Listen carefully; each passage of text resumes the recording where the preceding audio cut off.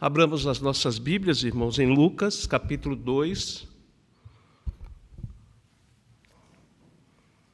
Veremos a partir do versículo 25.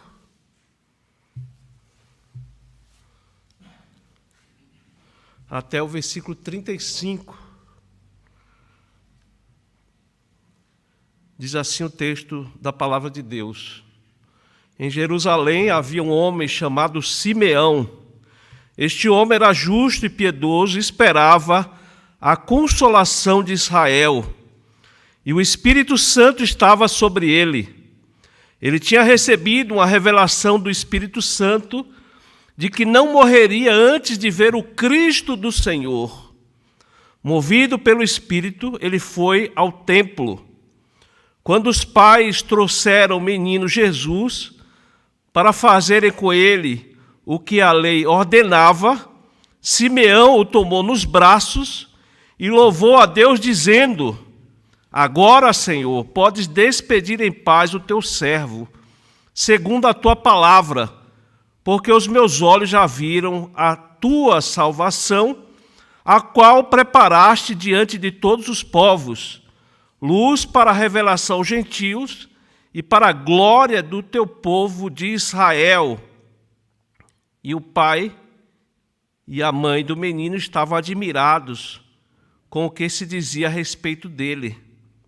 Simeão os abençoou e disse a Maria, mãe do menino: Eis que este menino está destinado tanto para a ruína como para a elevação de muitos em Israel e para ser alvo de contradição, para que se manifestem os pensamentos de muitos corações. Quanto a você, Maria, uma espada atravessará a sua alma. Amém.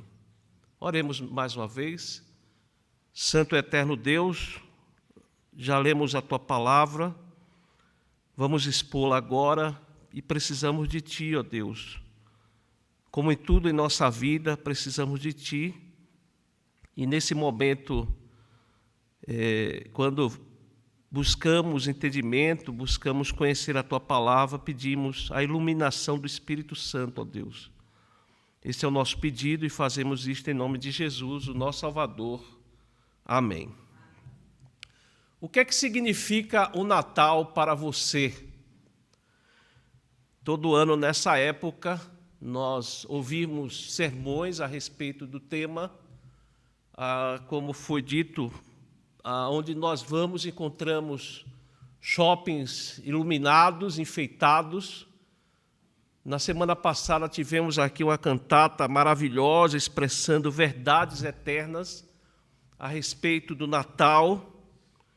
Mas os irmãos sabem muito bem que, para muitos, o Natal significa ceia, significa feriado, significa barulho, significa bebedeira.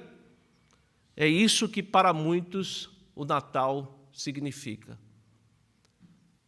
Uma pessoa conta que estava no shopping, passeando pelo shopping, o shopping todo enfeitado, na época do Natal, e ele ali passeando, tudo enfeitado, o Papai Noel atendendo ali as crianças.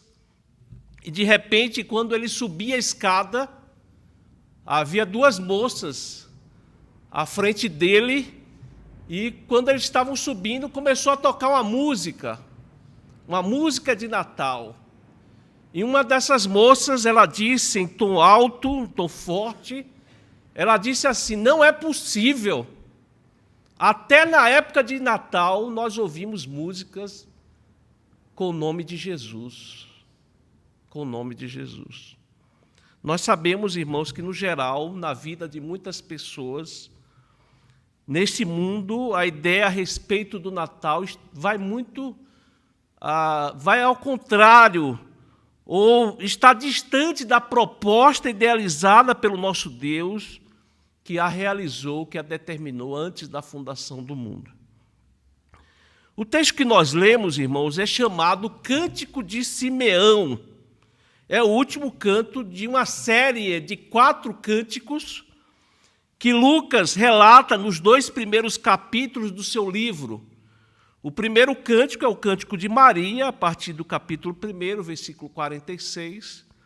O segundo cântico é o cântico de Zacarias, capítulo 1, a partir do versículo 67.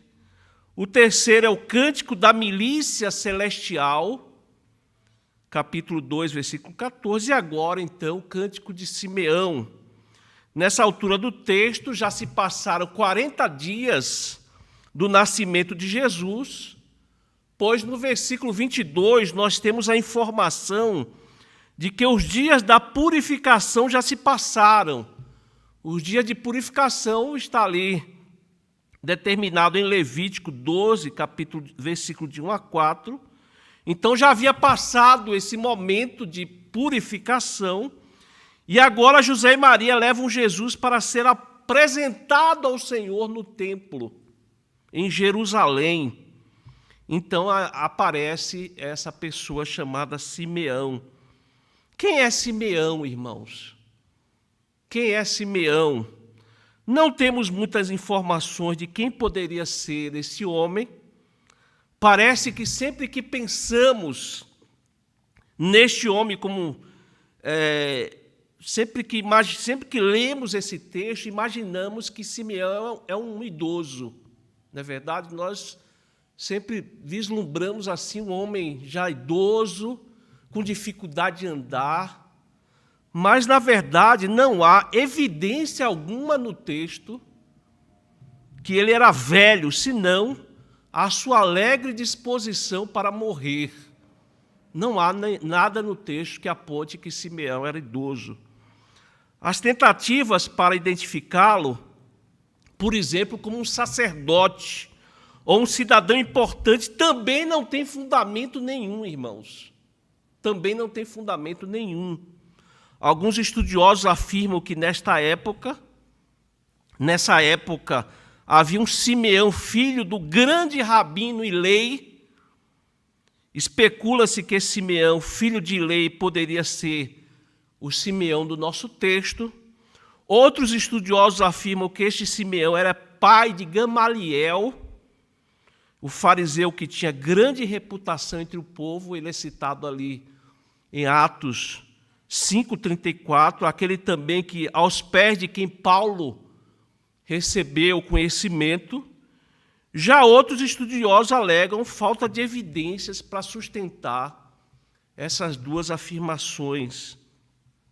E afirmam que Simeão era um crente comum, um homem que não tinha nenhum prestígio social, não estava na classe eclesiástica, era o que nós chamaríamos de um leigo. Afinal, Simeão era um nome comum na época.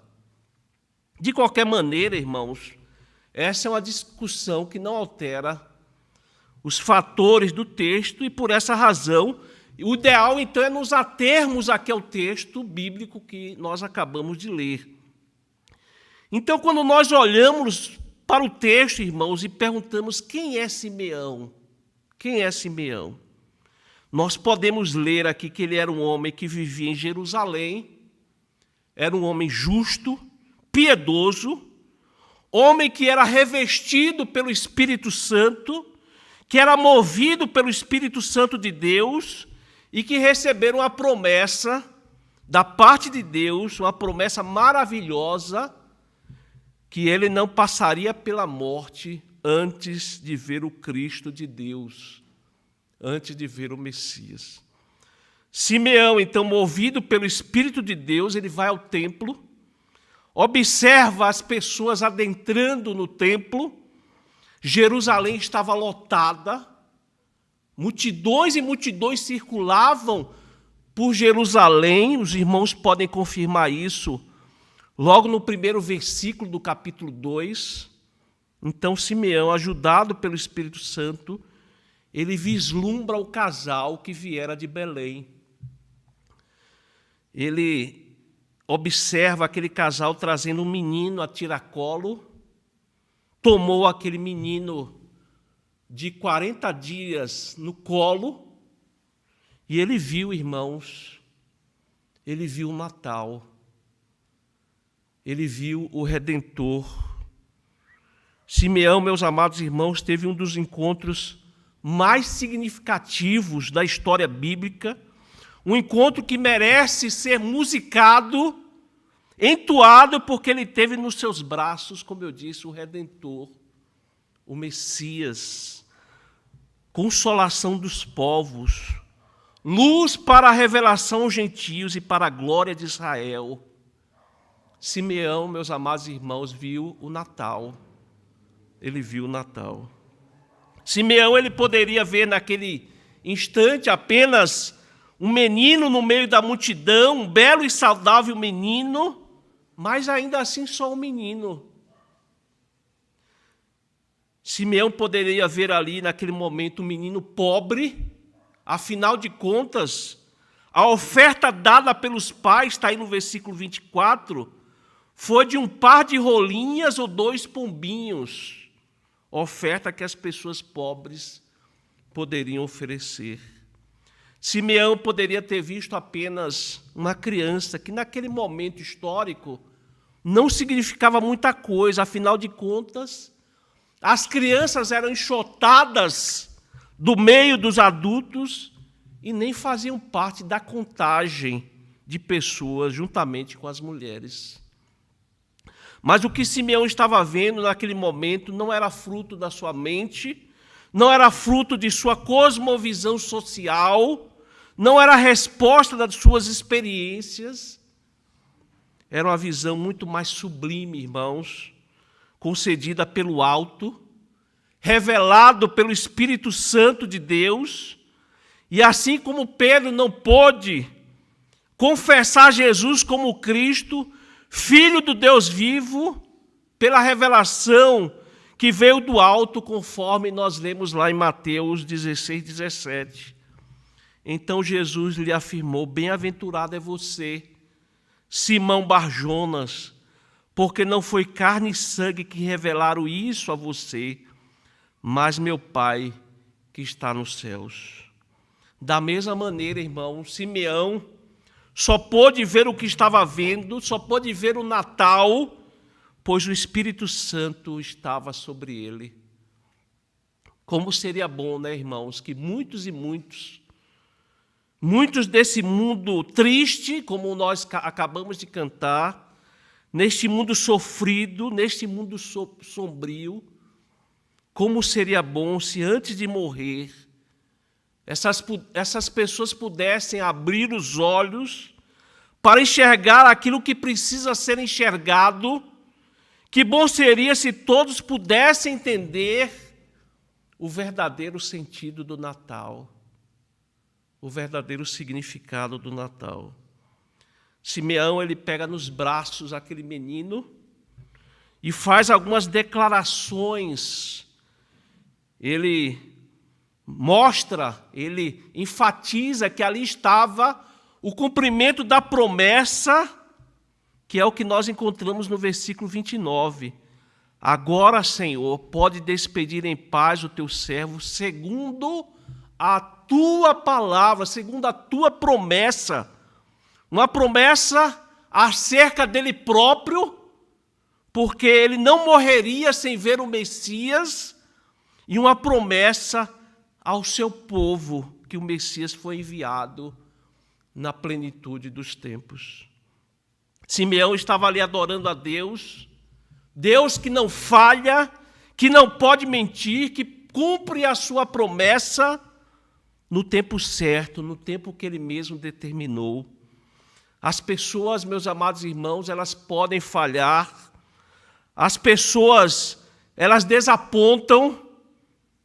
Alguém que você confia pode falhar, pode pisar na bola, como nós falamos, mas, meus amados irmãos, Deus, ele não mente, Deus não falha, Deus não volta atrás, mas ele cumpre as suas promessas. A sua vida, meu amado irmão, não é um acidente de percurso, como não era na vida de Simeão. Havia uma missão ali, havia um propósito. Deus iria mostrar para ele o Salvador, o Natal. E ele perceberia que a vida dele não era uma bobagem, mas estaria registrado ali o seu nome, como está nas Escrituras, como aquele que viu a salvação, aquele que viu o Natal. A coisa mais grandiosa que pode acontecer na vida de alguém é ter um encontro com o Salvador. Simeão teve um encontro com o Salvador.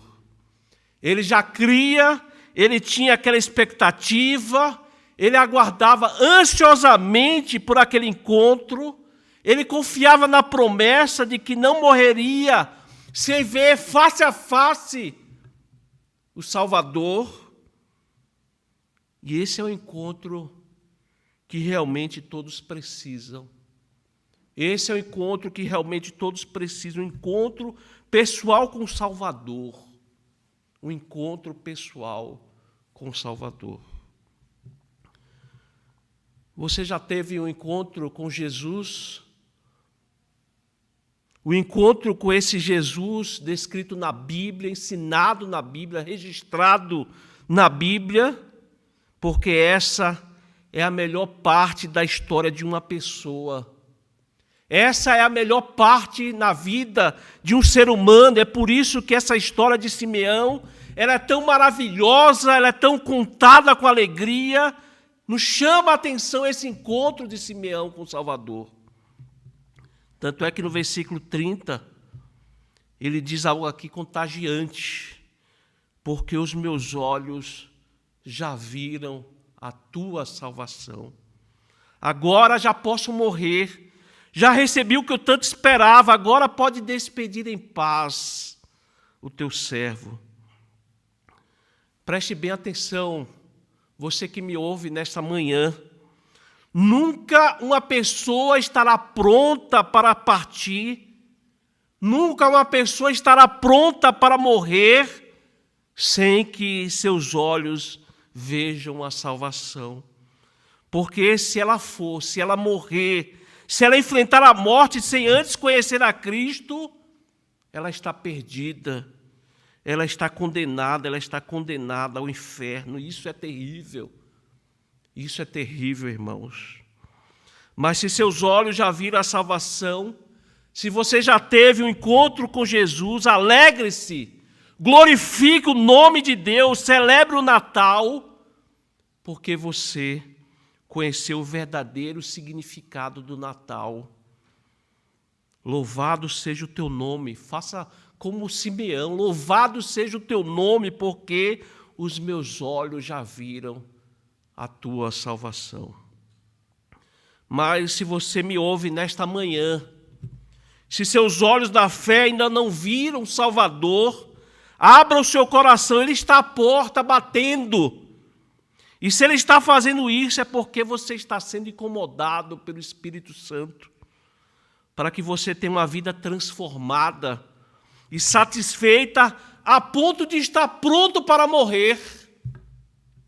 A ponto de estar pronto para morrer, porque você conheceu o Salvador, porque você entendeu o verdadeiro significado do Natal. Eugene Peterson, ele disse que a morte, mais que encerrar a nossa humanidade, é o que prova a nossa humanidade. A pessoa que morre, ela morre porque viveu, né? Isso é lógico, isso é óbvio. Porque um dia foi humano, e nesse sentido, meus amados irmãos, a morte é o atestado definitivo que nós somos seres humanos. Precisamos, então, diante dessa realidade, nós precisamos da intervenção divina. Todos nós precisamos da intervenção divina. Precisamos da intervenção do Criador, o Todo-Poderoso que dá e tira a vida. É Ele que controla, é Ele que governa o nosso destino, a nossa vida. É por isso que lá em Apocalipse, capítulo 1, versículo 16, versículos 17 e 18, diz assim, Jesus dizendo, eu sou o primeiro e o último, e aquele que vive, Estive morto, mas eis que estou vivo para todo sempre e tenho as chaves da morte e do inferno. Morrer quer dizer que você viveu. E receber a morte com coragem, receber a morte com a certeza da eternidade, é somente para aqueles que realmente souberam viver, encontraram a vida em abundância em Cristo. Porque saber viver é saber viver com Cristo, ter os seus olhos abertos para a salvação. Simeão, ele louvou a Deus, proferiu uma oração de ações de graças, que normalmente, como o povo sempre fazia, começaria: bendito és tu, ó Senhor.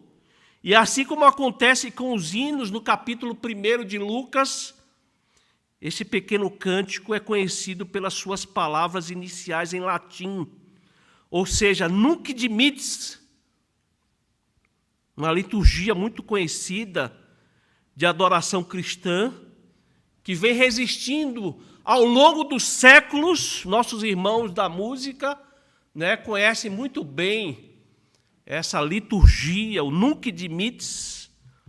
Vocês sabem, amados irmãos, que Calvino, aqui abro um parêntese, para ele o culto a Deus significava, para o crente, a contemplação da obra redentora de Deus. E por isso, no seu modelo de liturgia utilizado em Estrasburgo, o culto sempre era concluído com a recitação metrificada do Nunc Dimittis, que é essa oração feita por Simeão, conforme a narrativa que nós estamos considerando. Ele lia do versículo 29 a 32, e em seguida, para realmente concluir o culto, era impetrada a bênção, conforme nós lemos em Números 6, 24 a 26. Voltando aqui a Simeão, irmãos, ele passa a mostrar que esta salvação não é para uma nação individualmente falando, não era exclusividade de Israel, mas sim para todas as nações. A promessa que Deus fez para Abraão de abençoar numerosas nações, ali estava então o filho de Abraão, a luz para os gentios, para abençoar também outros povos, outras nações. José e Maria ficaram admirados, é o que diz o texto. Afinal de contas, quantas revelações grandiosas! Havia muita razão para admiração, porque Simeão sabia tudo isto. Ele estava revelando todas essas coisas que vão além daquelas coisas faladas pelos pastores. E agora, meus amados irmãos, através do texto, nós descobrimos que a história do Natal não é só doçura e luz. O Natal não é só doçura. Não é somente a parte doce da história da humanidade. A salvação seria comprada a um preço alto. É isso que Simeão diz. E Simeão aqui, então, ele de forma sombria, intrigante, registra esse fato, ou seja, ele invoca uma bênção sobre o pai e a mãe, conforme o versículo 34, e depois, então, em palavras aqui enigmáticas, passa a falar de Jesus como sendo destinado tanto para a ruína como para o levantamento de muitos em Israel. E é interessante, irmãos, que em outras partes do Novo Testamento, sempre que essa palavra aqui, levantamento, é utilizada, é para se referir à ressurreição. Afinal de contas, o que é ser salvo, se não ser vivificado por Deus, se tornar uma nova criatura? O que ele está dizendo aqui, irmãos, é que, a não ser que os homens percam todo o orgulho, se humilhem, não há esperança para eles. Devem cair e aceitar o lugar humilde, para que assim sejam levantados. Alguns estudiosos, diante dessas palavras usadas aqui por Simeão, eles trazem à tona aquele publicano. O publicano, na parábola, nesse mesmo livro de Lucas, no capítulo 18, 9 a 14, no último caso aqui, irmãos, ele quer dizer que Jesus dividirá os homens. Jesus dividirá os homens. Aqueles que o rejeitam acabarão caindo, conforme nós vemos lá em Isaías 8, 14 e 15, que diz, Isaías, o profeta messiânico, ele diz, ele será um santuário para vocês, mas será pedra de tropeço e rocha de ofensa às duas casas de Israel. Será laço e armadilha aos moradores de Jerusalém. Muitos deles tropeçarão, cairão e serão despedaçados. Ou seja, meus amados irmãos, aqueles que o aceitam subirão, serão levantados. Eles serão salvos, serão levantados. Aqueles que o aceitam certamente dirão, ó Deus, como disse o publicano, ó Deus, tem pena de mim, que sou pecador. Porque, como diz a parábola, irmãos, todo que se exalta será humilhado, mas o que se humilha será exaltado, será salvo. Como Simeão previu, Jesus seria alvo de contradição. No versículo 35, Simeão, ele também traz outras palavras sombrias aqui, irmãos, intrigantes. Agora se referindo a Maria. O que é que ele diz? Uma espada transpassaria a alma dela para que se manifestassem pensamentos de muitos corações. Simeão, ele passa a tratar do custo que Maria pagaria. A espada, que aqui denota uma espada grande, não é uma espada pequena, como é citada lá em Lucas 22. Essa espada grande que traspassará a alma de Maria é a morte de Jesus. É a morte de Jesus. O sofrimento de Jesus não a deixará incólume, mas ela sofreria tanto, irmãos, um sofrimento terrível de uma mãe que perde seu filho como uma espada traspassando o seu coração. As palavras finais de Simeão apontam para a função reveladora da obra de Jesus. Os homens se declaram através das suas atitudes, através daquilo que eles falam. Não podemos ser neutros, irmãos.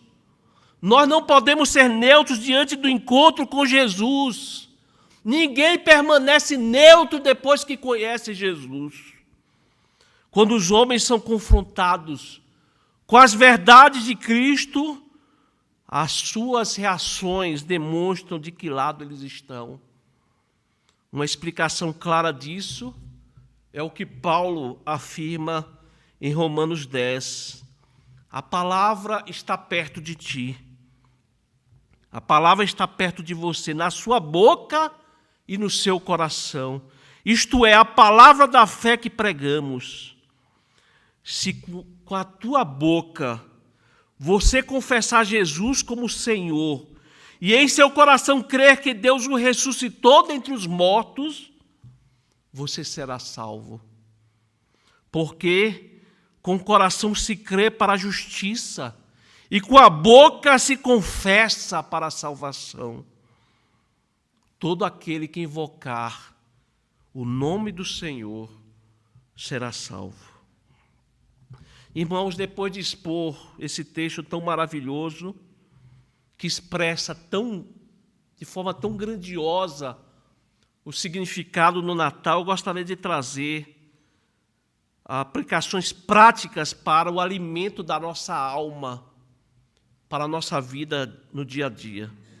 A primeira aplicação, são somente duas. A primeira aplicação é que só pode ver Jesus da forma como Simeão viu, se essa visão for dada pelo Espírito Santo de Deus. O mundo, meus amados irmãos, tem várias visões de Jesus. Alguns o veem como uma lenda, alguns afirmam que Jesus é um delírio, e nós podemos ver, através de manifestações, livros, afirmações, filme como Deus Está Morto, aquele programa que foi feito aqui no Brasil, afrontando a nossa fé. Quantas e quantas pessoas se manifestam afrontando o nosso Senhor. Outros o veem como uma figura histórica revolucionária, um homem que veio revolucionar o sistema. Já outros o reconhecem como alguém que veio ensinar uma filosofia de vida. Um determinado grupo o define como um profeta. E algumas dessas visões, irmãos, estão completamente erradas. Outras são verdades incompletas, e nós sabemos que uma meia-verdade é uma mentira inteira. Mas somente quando o Espírito de Deus nos capacita e abre a nossa visão, é que nós podemos enxergar Jesus como o que Ele é realmente. O Filho de Deus, Emanuel, o Deus conosco, o Redentor, o Rei, profeta e sacerdote, nosso Senhor e Salvador. E a outra aplicação, irmãos, é que aquele que ver a Cristo de maneira verdadeira, ele encontra a salvação, ele encontra a paz. Aquele que tem um encontro verdadeiro com Deus encarnado, ele não teme a morte, mas anseia pelo encontro pleno com o Redentor. As coisas terrenas, elas já não têm o peso de outrora, embora a vivência aqui seja desejada, louvada e apreciada, porque nós temos a paz de Cristo. Mas depois do encontro face a face com Deus encarnado, a existência se torna um ensaio para a vivência plena com o Criador. A morte já não nos assusta, mas é vista como uma passagem. As preocupações terrenas não têm mais a dimensão que atordoa a nossa alma e tira o vislumbre da eternidade.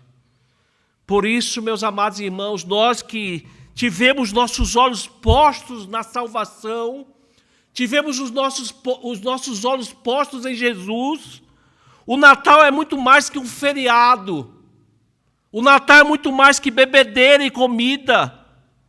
Após se deparar com Deus encarnado, o sentimento recorrente da nossa alma se torna a expectativa da vivência eterna com Deus. Justificados, pois, mediante a fé, temos paz com Deus por meio do nosso Senhor Jesus Cristo. Billy Graham, ele conta uma história, uma das suas experiências pastorais, de que uma moça, uma mulher, na universidade, ela chorava, clamava a todo instante, e só sabia chorar o tempo inteiro. E as pessoas não descobriam o que ela tinha. Então chamaram os pais dessa moça. e trouxeram seus pais, e finalmente ela confessou para o seu pai, dizendo que, pai, eu quero alguma coisa que eu não sei o que é. Eu quero alguma coisa que eu não sei o que é. Meus irmãos, a maioria das pessoas desse mundo está procurando alguma coisa que não sabe o que é.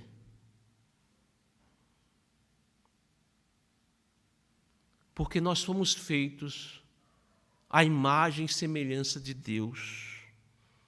Você foi feito à imagem e semelhança de Deus para viver em comunhão com Deus. Mas essa comunhão, ela foi quebrada pelo pecado. E vivendo dentro desse corpo, está o seu espírito, a sua alma, feitos à imagem de Deus e para Deus, para a comunhão com Deus. E então, constantemente, dentro das pessoas que não conhecem Jesus, está o choro, o clamor. A todo instante elas choram e clamam por alguma coisa que elas não sabem o que é. E continuamente estão gritando, estão chorando, estão clamando por alguma coisa que elas não sabem o que é. E por isso, elas procuram alguma coisa nas festas, nas drogas, no sexo. E elas procuram alguma coisa em bebidas, poder, sucesso, dinheiro. E não está lá. E não está lá. E elas terminam com o vazio, sempre procurando, sempre vazias. Na verdade, essas pessoas elas estão procurando a Deus e não sabem. Elas estão procurando Deus e não sabem, porque elas nunca vão encontrar a satisfação total, o significado para a vida, até que elas encontrem Jesus Cristo. Até que elas encontrem Jesus Cristo. Até que os olhos dessas pessoas vejam a salvação. Até que elas entendam o verdadeiro significado do Natal. Que Deus nos abençoe, irmãos. Um Feliz Natal para todos. Amém.